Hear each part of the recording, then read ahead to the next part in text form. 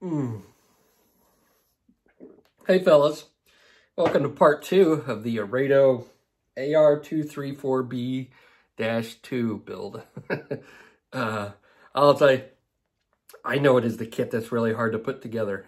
Somebody in my comment section said that they had the kit in the stash and they should wait 5 years before to get more practice so they could build it. And yeah, I think I need to wait longer too. It's kind of hard. But I'll get through it. I built harder kits, I guess. I just wasn't expecting this one to be that hard. But anyway, we're working on mostly the wings, but I do get the bottom part of the cockpit together. And in this cockpit, you're going to spend 75% of your time on this cockpit. And I'm still not finished. So, yeah, it's going to be a big pain in the butt.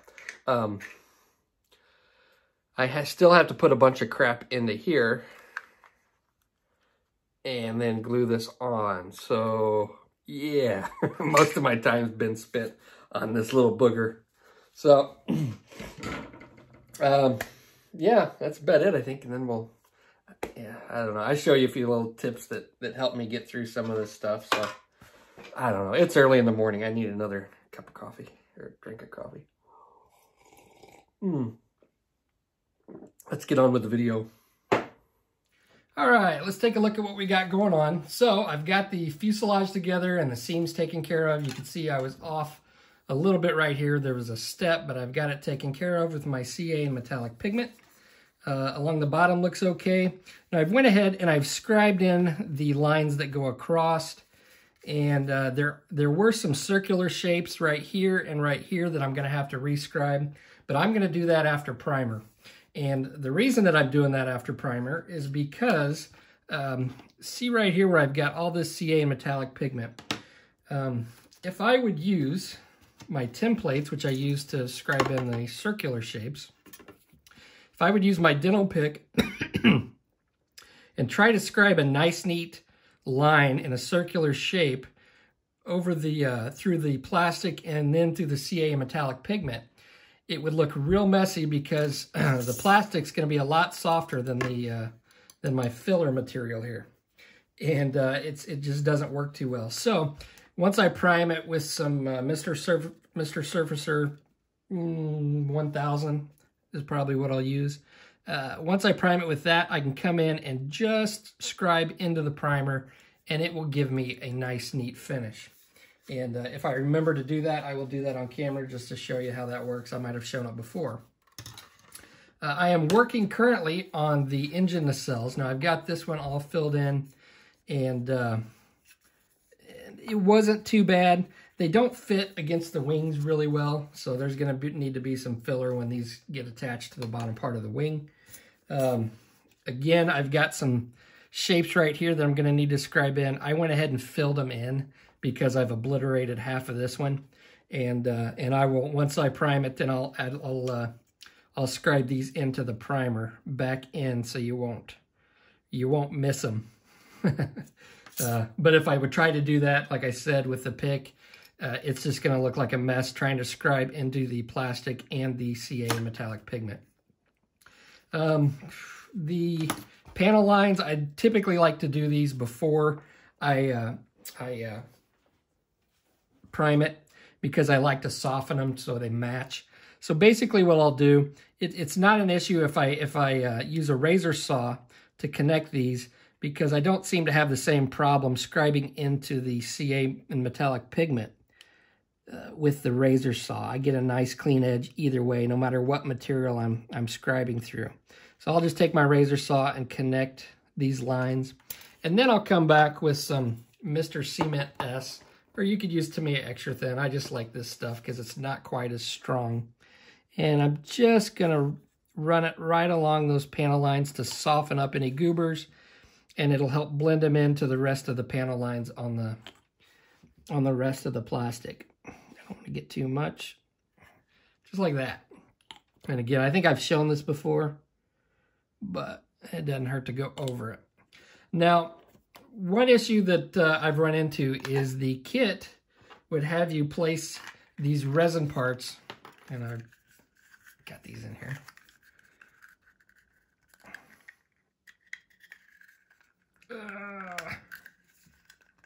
There we go. The kit would have you place these resin parts inside and glue them to one side of these engine nacelles, which sandwich together, just like so. And they have you put these in first, but because I'm going to be doing a lot of sanding and filling, I just didn't want these on the inside yet. So what I've done is I've taken the, just cut along the side of this edge right here so I can squeeze it inside. So then once I get these all taken care of, like I've got this one done, I can just push them in here, fit them in here just like so, and then glue them in. And then there's also a cone that goes in the back. So that's what I'm working on now, and I will be back shortly. Okay, now I'm working on the engine nacelles and the wings, and I've got them glued up. It was a pretty good fit along the bottom of the wings on both sides and on both wings, but there's an issue right here where it meets the leading edge of the wing. Now, from what I've been able to decipher from pictures, there's a little bit smoother of a transition right here.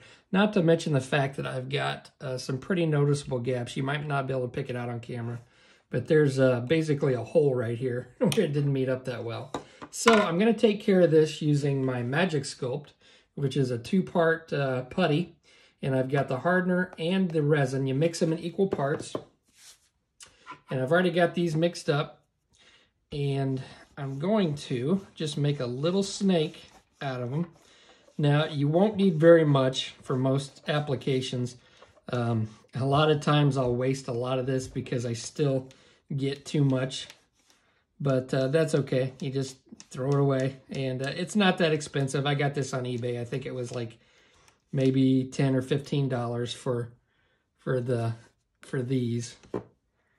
And so it's really not that bad. And I don't use it on every model, so it's not that big of a dealio. Now what I'm going to do is take some of my Tamiya tape for curves, and I'll show you why.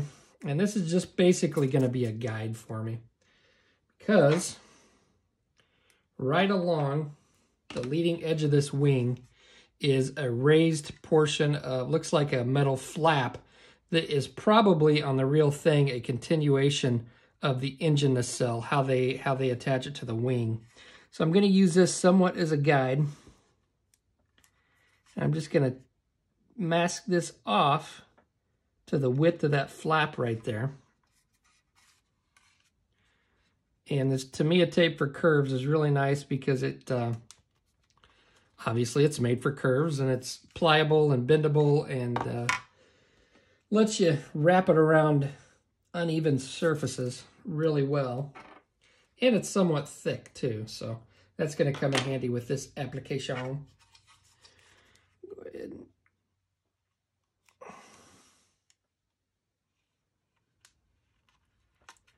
Okay, so that's going to act more or less as a guide. Let me get this.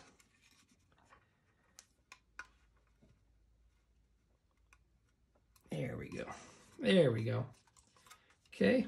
Now I want to use as little as possible, but I do want to smooth out that transition. So let's cut a little bit of this stuff. Now this dries in about a day. It does start to harden up after a couple hours, where you can still work with it and smooth it out.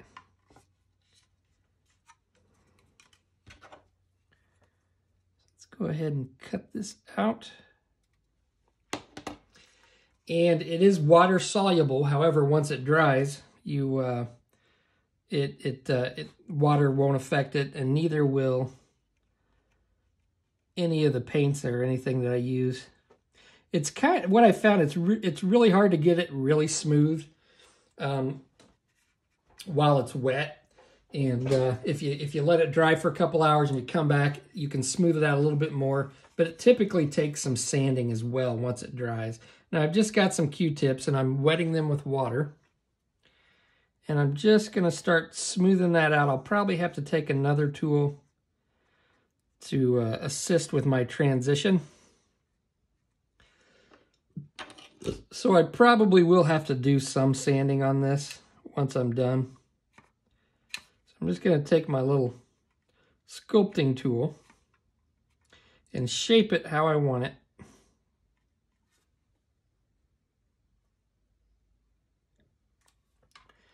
Now, if you didn't get it good enough on the first try and it dries, you can throw more of this right on top of the other, and it'll stick.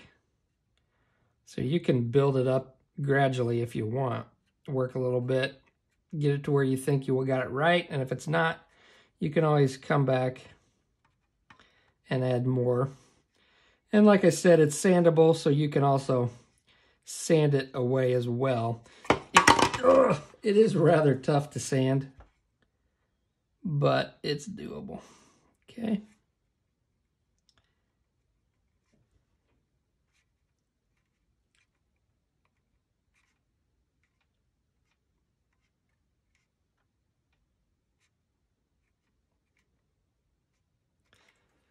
All right, so now I'm going to take a wet Q-tip, and I'm not going to be pressing hard. I'm just going to get it, try to smooth this out, and then start taking it away from the edges here and moving the edge of the putty down because it's a little higher and I got a little more material on there than I want.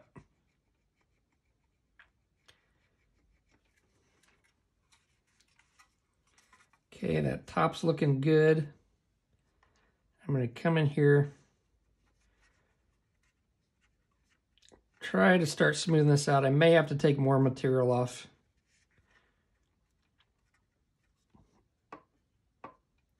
But we'll see how this goes.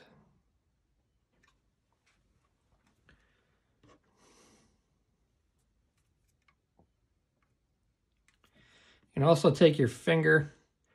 My finger's a little bit big for this. But you can also take your finger or the opposite end of a paintbrush and use that as well to smooth it out.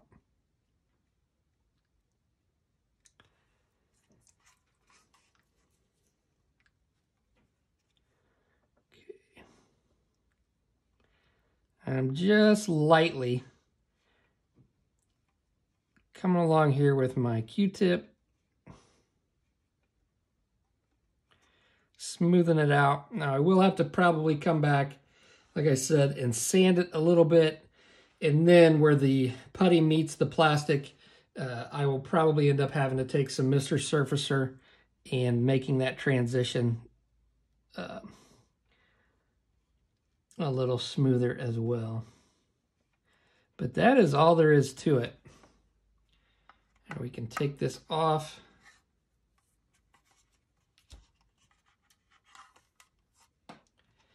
And there it is. I think I'll probably be happy with that. Usually when I get to playing with it, I end up taking more off than what I wanted. So I'll probably stop at this, see what it looks like. I'll come back in an hour, get a wet Q-tip, and lightly go over it and start smoothing it. But there it is. All right. Now on the back here, the way these attached, there was a big step in between the top of the nacelle and the back end here. There's like a little triangular piece. So for that, what I did is I just glued some plastic card on there. And once that dries, I'll come back and cut it to shape while it's on there. And then sand it down and smooth it out, even it out with the top of the wing.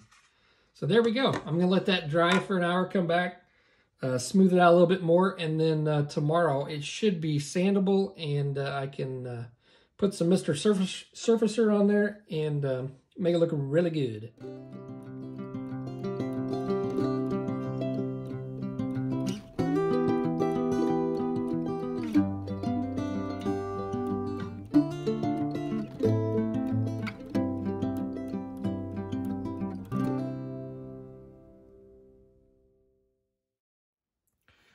All right, so now that the majority of my work on this transition is done, I still need to do a little bit of touch up and maybe a little bit more primer and sanding up here, but I think I'm ready to tackle the those two details that I had sanded away on the front of the engine nacelle here. So I've got a couple coats of Mr. Surfacer 1000 on here. I've got it wet sanded, and I'm not going to have to do any more sanding on this area. Now I've got my little template here, and I've got a bunch of these with different shapes in them. This is a U-Star. I probably got it off eBay or Amazon. Just a little like metal template. And I've picked out one that I think was about the same size as my detail. You can see I've got them drawn on here with pencil. So I measured out with different pieces of tape and got exactly where I want to put these, because it is a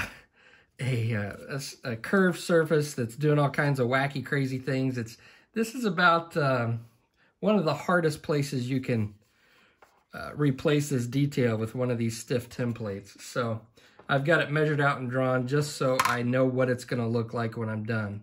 So what I like to do with these is I like to put tape on either side of the hole that I'm going to use. And you can see I've marked which one I'm going to use so I don't lose track. And because this is somewhat bendable, but around this surface it's going to be rather difficult. So I'm going to try to get in here, and I'm going to line this up, and I'm going to use those extra pieces of tape to help me try to keep this in place. Okay. And it's not really going to hold it. I'm going to have to do most of the holding with my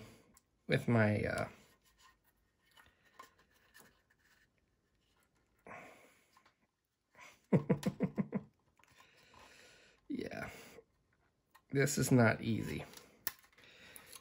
Let me get this off camera here. This is where I need 18 pairs of hands.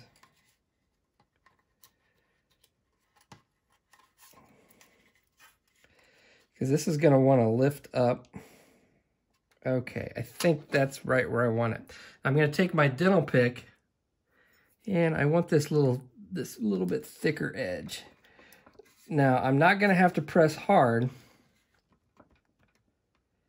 and I'm just going to go around. I'm going to try to be perpendicular and just lightly just start going around this template. Now, if you start pressing hard, you're going to skip, and it's going to jump on you, and you're going to mess it up. Now, my goal is just to get a nice, shallow, clean line. And I'm just going to go around here. This is probably good enough because the panel lines on the rest of the kit are pretty shallow.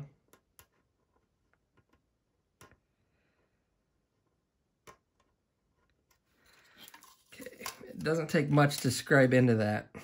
Now we'll go ahead and do the other one. And do it the same way. Try to get this lined up.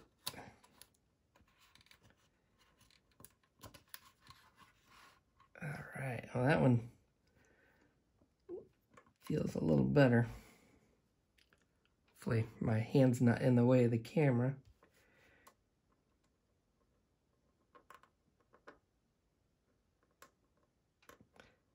Now if you catch resistance, then you back off a little bit and just don't force it. Let the scriber do the work. And I'm barely putting any pressure on this. Going back and forth.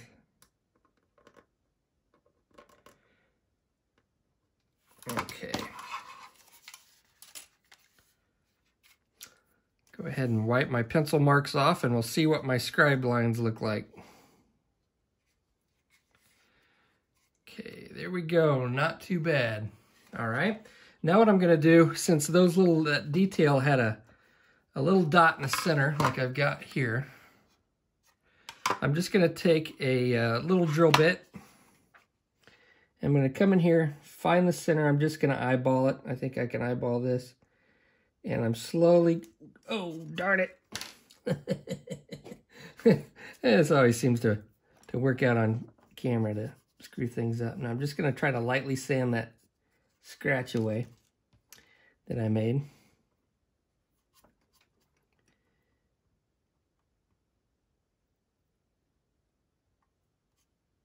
gonna lightly make that little rivet mark or hole or whatever the heck it was.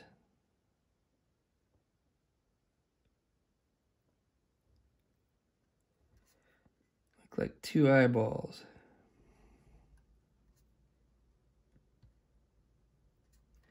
All right. So now I've replaced that detail that I lost, and it's much easier to do it this way than try to scribe through 2 different materials, my filler material and the plastic. Now, one other thing I'm gonna do, and I've already done it on this one. I don't know if the camera bell will pick it up, but there is some, a rivet line right along the back here. And I'm gonna do that with my Rosie the Riveter.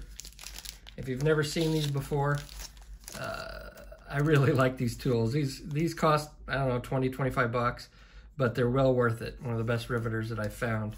And they come in different sizes. This is a 0.55 millimeter, which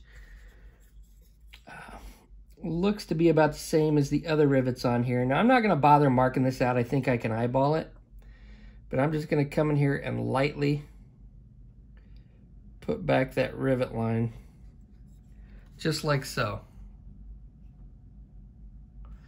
All right, I think I'm just about done with this. We'll take a look at the cockpit real close here, and I think that should be it for this video.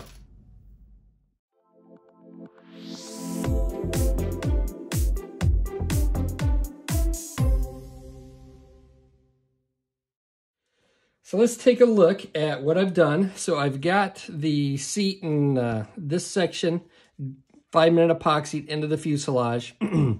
It was very delicate work. A lot of these bits are really fragile, especially the foot pedals here.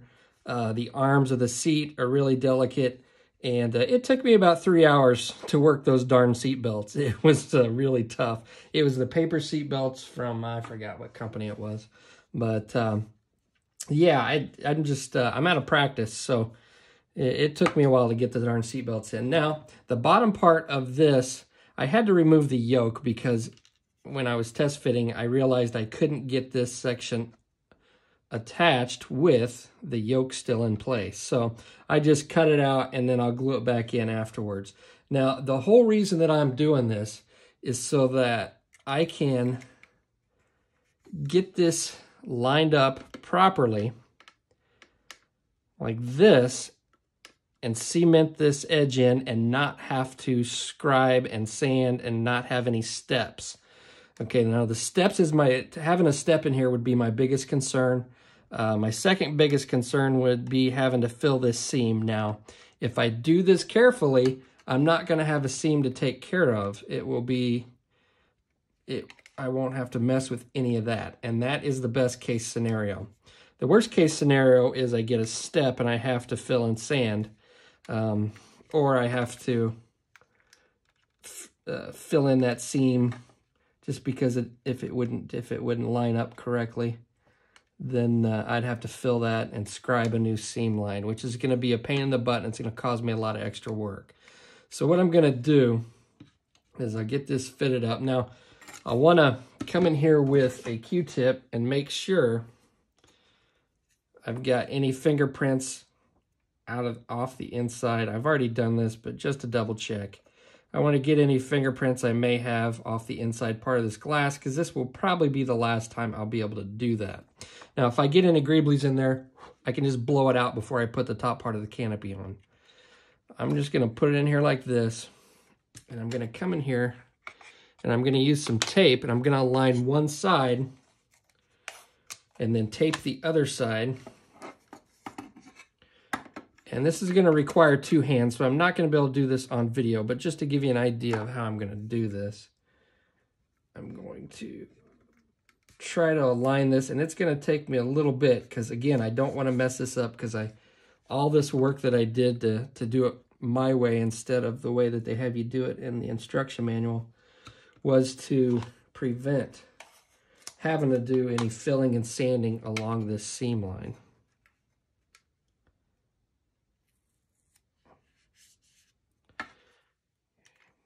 And So I'm going to come in here. Once I get this aligned, and it's going to take me a bit, like I said, I'm going to come in here with some Tamiya extra thin, and I'm just going to run a little bead right along that seam line, and hopefully it sticks. There's not a whole lot there to joint up. So it's going to take me a little while. It's going to take 3 hands, which I don't have, so I'll have to get by with 2. And hopefully when you come back, this will all be glued in there, and I'm not going to have to mess with anything after that. Alrighty, fellas. We'll finish this video up by taking a look at how this went. It wasn't too bad. I did run a bead of CA glue along the inside while I was gluing this with Tamiya extra thin. I think once I get it in primer, I'll be able to see if there are any issues. I may have to be cleaning up this seam line just a bit because some Tamiya extra thin had oozed a little bit, and I can clean that up, and once I primer it, I may come in here with a razor saw and clean this up a little bit more. I don't know if the camera will pick it up, but overall, not too bad. It's off just a hair over here, and there is a little bit of glue that spewed out, but again, I think I can fix that. Now, I just have the top of the canopy taped on here, and it looks like overall it's going to be a pretty decent fit. This really did work out the way that I had anticipated. So far, I'm crossing my fingers. But it looks like it's going to fit up pretty well for what it is. It's not going to be perfect, but, you know, I think as long as I'm happy with it, well, maybe not, because this is for somebody else. So as long as they're happy with it, then we're doing good. But I think I'm going to be happy with how this is fitting up. Now, we'll get a good look at the inside of this so you can see all the detail in here. And I think I mentioned this before, but majority of your time spent on this model, if you choose to build it, is going to be in the cockpit because there's just so much going on. Now, man, I'm going to break stuff. Oh, if I break something now, I'm just going to be mad. Okay, so there is the inside of the bottom part of a cockpit with all the stuff in it. Now, as we can see here, this clear canopy needs a bunch of crap glued to it. I've got photo etch, I've got resin, I've got the plastic thing here, the instrument panel, more photo etch. I'm gonna have to do something with this little dealio, this little brace here, because that's photo etch and I've bent it to the way it's supposed to be. It's not fitting, and that's just going to be really fragile. So I'm going to have to glue all that crap onto here and then glue this on. So this may be a whole video in and of itself on the next video. But, yep, once I get this cockpit done, I'm going to be in the clear, and we're going to move on and get this thing finished up. So there it is.